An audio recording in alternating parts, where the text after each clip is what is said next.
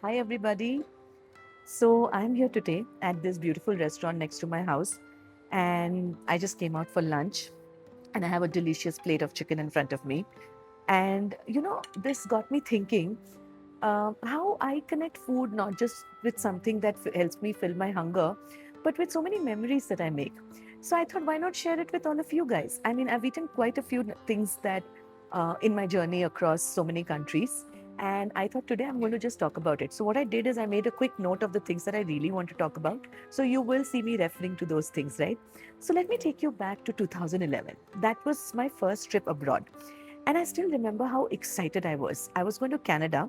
It was a fully funded trip because, as a PhD student, I was selected for a conference. And I was really excited. I was excited to see the CN Towers. I was excited to see the Niagara Falls. But most importantly, I had this friend of mine who told me about this amazing ice cream called Dippin' Dots. Tiny little colorful balls of ice cream in a box, and it almost seemed like it was a scientific invention.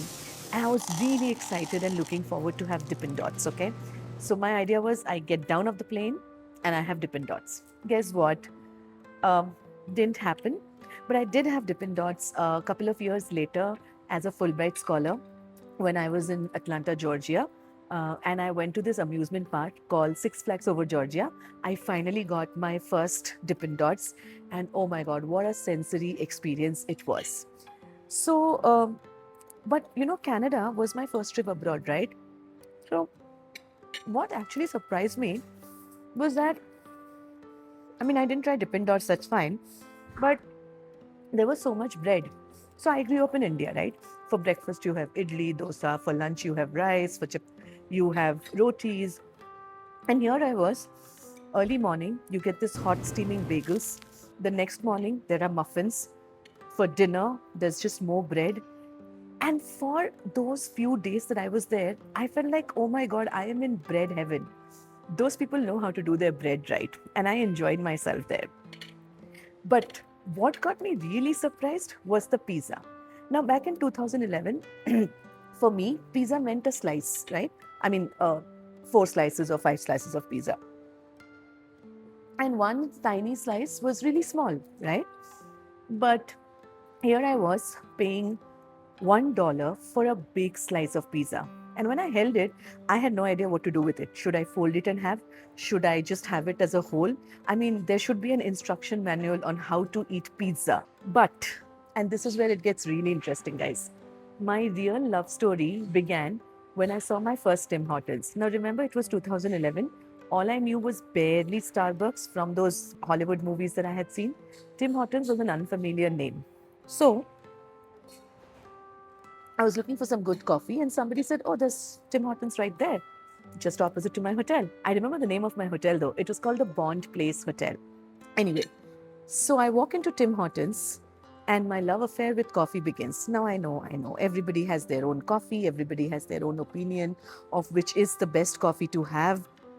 But that day, holding that cup of coffee in Tim Hortons, feeling that cold Toronto breeze, just made me never forget Tim Hortons coffee. Even today, if I get that coffee, I feel like I'm transported to Toronto in that really cold April Toronto wind and just enjoying a cup of coffee. Funny how food memories can travel. But what happened is that trip ruined me. Because after that trip, I just went everywhere with one curious questions. What were people around there eating? So the next thing I really want to talk to you about is my trip to Europe. Now you know, as an early professional, a trip to Europe is a dream. And trust me, I don't think Europe has cities. I think it has flavors, right? So, in my first ever trip to Europe, and probably the only one till now, I went to Vienna. And I can tell you one thing, Vienna tastes like butter. You don't believe me, right? It does. Go to Cafe Landman, one of the oldest cafes in Vienna. And I just went there and ordered a simple breakfast croissant, boiled eggs, coffee. And everything just tasted more buttery, more amazing. It was almost like history had a taste. And then Prague hits you like a cinnamon roll. No, I'm not kidding. So before I went to Prague, I did a lot of research, like we all do. I mean, in those days, this was 2019. Research was more than just looking up at Google, right?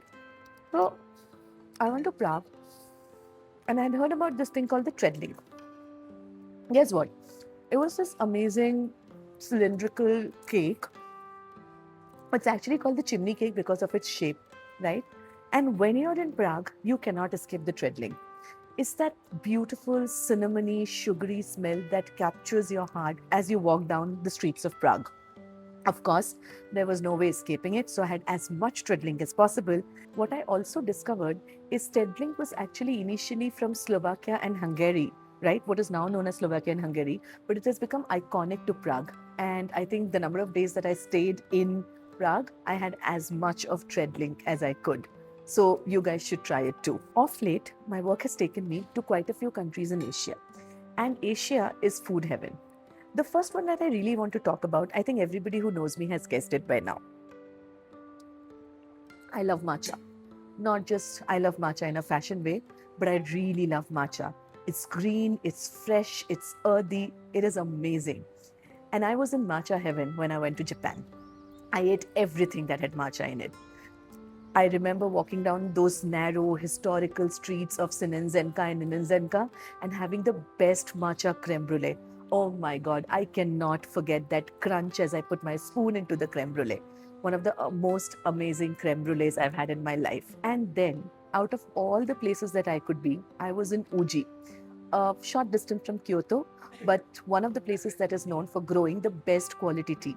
And trust me, if you have had Uji matcha ever in your life, you will never like any other matcha. I mean, what a sensory experience. But you know what my strongest memory of Japan was? It was not just having those matcha noodles with those matcha gyozas, or it was not just having those creme brulee. It was just a simple, humbling paper cup of hot matcha latte that I had looking up to the majestic Kiyomizudera in that really cold November morning. I mean, you cannot take that away from me. And recently, I must say, I was in food paradise. Guess what? I was in Vietnam, and I really want to talk about Vietnam. So, in all my travel plans, Vietnam was never really a big feature. Not because I don't love the country, trust me, I love it. It's just because I didn't know when I would make it happen. But in a couple of months back, a recent work trip took me to Vietnam. Now, when I went to Vietnam, everybody told me you have to eat banh mi. So I said, well, okay.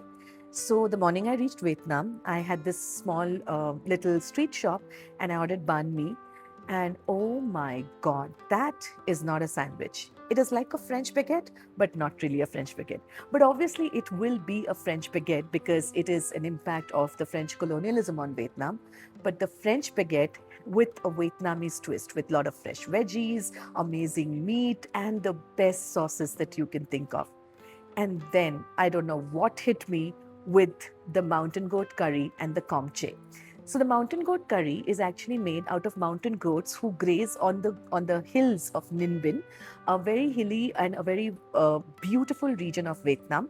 And komche is actually puffed rice that's sort of bound together. I don't even know how they get to make it, but it's amazing. And oh my God, I've never had such fresh flavors in my life. And then I thought, okay, well, we are in Vietnam and everybody talks about the bun cha. So let's go and eat the bun cha.